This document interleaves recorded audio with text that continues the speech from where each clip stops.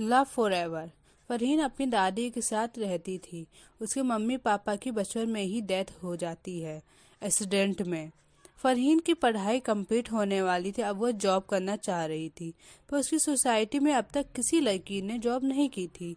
Study complete होते ही शादी हो जाती थी सबकी।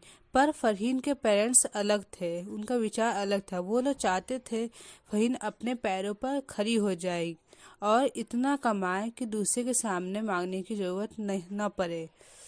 उसकी दादी पर चाह रही थी कि फरहीन की शादी हो जाए। दादी को सभी बाहर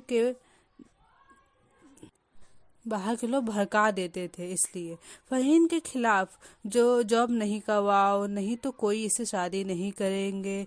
इसलिए दादी फरहीन को इंसिस्ट करने लगती, पर फरहीन अपनी दादी को प्यार से समझा देती। फिर दादी मान जाती। रोज का यही था, दादी को मनाना और फिर फरहीन को समझाना दादी को। फरहीन के पापा ने पास में एक फ्लैट खरीदा था, पर अब तक उसमें रेंट नहीं लगा था। एक दिन एक आंटी पड़ोस वाली दादी को बोलती हैं कि मेरा दूर का रिश्तेदार यहाँ आ रहा है, उसे रेंट पर रूम चाहिए। दादी बोलती है कौन कौन है उनकी फैमिली में? बोलती हैं माँ बेटा है बस। तो दादी फरहीन से पूछती है, वो कहती है ठीक है। देन वो लोग उस रूम में रहने लगते हैं, शिफ्ट हो जाते हैं। वो लड़के की माँ घर पर आती, दादी से बातें की और दादी को बताती है फरहीन को नौकरी करने दे। लड़कियों अपने ऊपर हो जाती है तो रिश्ते खुद ही मिल जाते हैं। बातों बातों में फरहीन की बात हो गई थी दोनों में।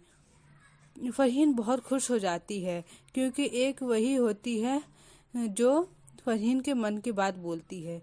वो खुशी से चाय नाश्ता सब लगाती है। उनके बेटा का अरहान अरहान होता है।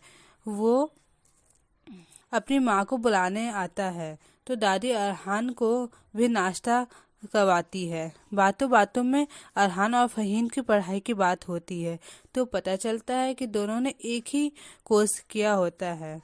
फिर वो लोग अपने घर चले जाते हैं। आज पहली बार फरहीन को बहुत अच्छा लगता है क्योंकि उसकी पढ़ाई की बात होती है और सब आंटी आती है थी। तो फरहीन और भी परेशान हो जाती क्योंकि फरहीन को फिर दादी को मनाना पड़ता। और फरहीन को एक और बात बहुत अजीब लगती है क्योंकि फरहीन ने अरहान नाम बहुत पहले सुना था। वो बहुत याद करने की कोशिश करती है, फिर उसे अपनी स्कूल लाइफ याद आ जाती है। फरहीन के पापा एक्सीडेंट के कुछ दिन पहले यहाँ शिफ्ट हुए थे। फरहीन के बचपन की यादें कहीं और है जहाँ वो स्कूल जाती थी। जो उसका बचपन का फ्रेंड अरहान और 3 फ्रेंड्स और होते हैं, पर वो अरहान पहले वो कहीं और शिफ्ट हो जाता है